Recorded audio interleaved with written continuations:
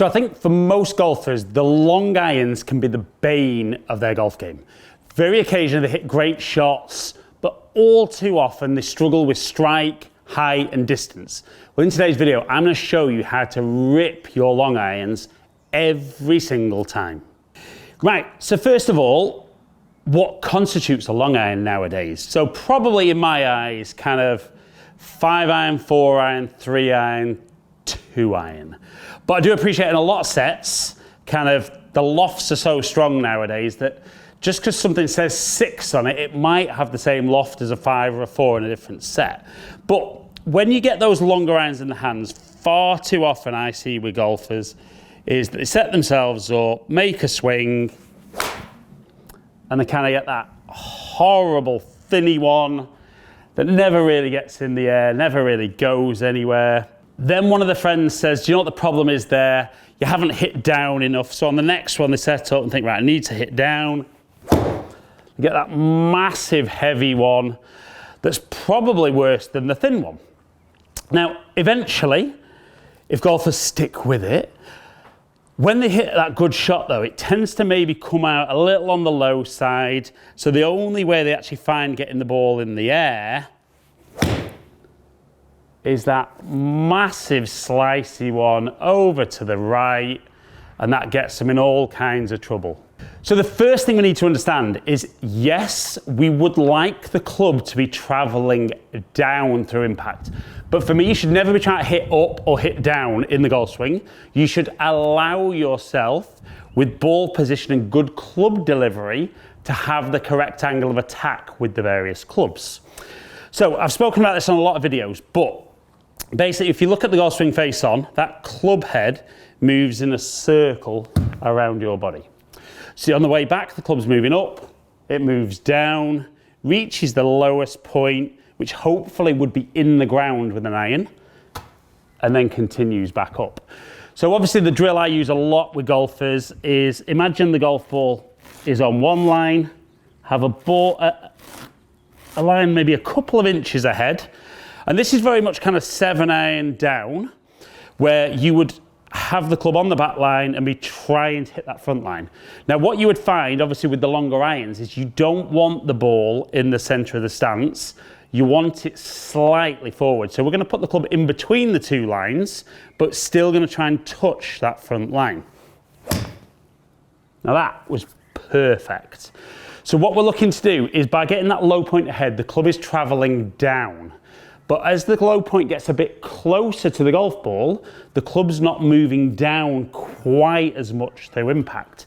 So the club is traveling down, but it's traveling more shallow into the golf ball. And that's important because when you've got a long iron in your hand, I mean, I've got 4 iron in my hand here, you can see there's not a huge amount of loft to begin with. So what we're looking to do is we're looking to have a slight descending blow, which will slightly de-loft that club. The problem for a lot of golfers is, obviously they don't do that. When they swing, they're trying to add loft, the low point's behind. When they miss the ground, the club travels up and they thin it, or they get told to hit down more, so the low point's still behind and they fat it. So if you can do that drill, and like I said, have the 2 lines, but the ball in the middle of the line, we're then gonna make a swing and see if I can still touch slightly ahead.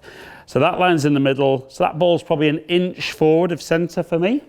And I'm going to focus on making a normal swing and trying to touch that front line. Felt superb. So we can see the low point, 0.9 inches ahead. So the club's traveled down 1 degree, so incredibly shallow. The ball has launched at 14 degrees.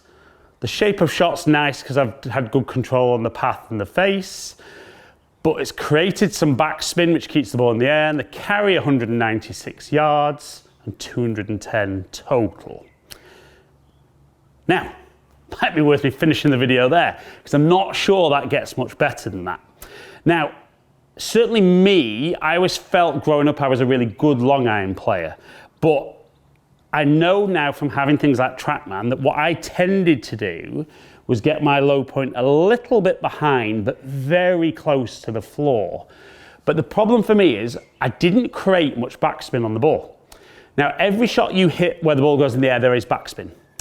But what we need is, as the club's moving down, the difference between how the club moves down and the loft on the club is called spin loft. And as that gets wider, we create more spin. So what I tended to do when I was younger was hit up a little bit and keep the loft off. So I tended to not get enough spin on my long irons, so they'd fall out the air. Now, with tech, it's much easier to understand what the best players in the world do, and therefore can you replicate it. So you could see there, ball in the middle, touching that front line, that was absolutely perfect. So then the key is, can I do that again? And can I be consistent? So all I'm focusing on is trying to get onto my lead side so that I'm going to touch the ground after the golf ball, and then the club will continue going up from there. So we're going to set up again, put a good swing on it. That one didn't feel quite as good. Low point still ahead, lovely, 2.1 inches. Club's travelled down 2.4 degrees. Launched a little bit lower. Strike was a little out the heel, we could see there, but still really good carry at 188 yards and rolling out 203. So it does become really, really important that as long as you understand that the club should be moving shallow through the bottom, that's good. But we do need a slight descending blow. Now, what I would say is you might run through this video with me and you might say, okay, I feel like I'm doing that, and if I'm on the mat, maybe I've got a little chalk line that I've been touching, or I can tell on grass that my divot is starting after the golf ball. But you still might be striking your long irons perfectly, but not really seeing the kind of distance you'd expect. And let me just explain that. I get a lot of golfers in with me who deliver the club great with 7-iron, launch the ball well, and really maximize their distance. But what they tend to see when they get into the longer irons is, even though the strikes are good, they don't really see a lot more in carry distance. Now that becomes a little issue if your club head speed is a little slower, and I wouldn't say there's a hard fast number, but if your swing speed is a little bit slower, even if you're very good with the delivery of the golf club, so again, I've been ahead, club's travelled down a bit more there, launched at 10 degrees, but that's only carried 146 yards. So what you do need with slower club head speed is the ball to launch in the air a bit more and have a bit more spin to keep the ball in the air.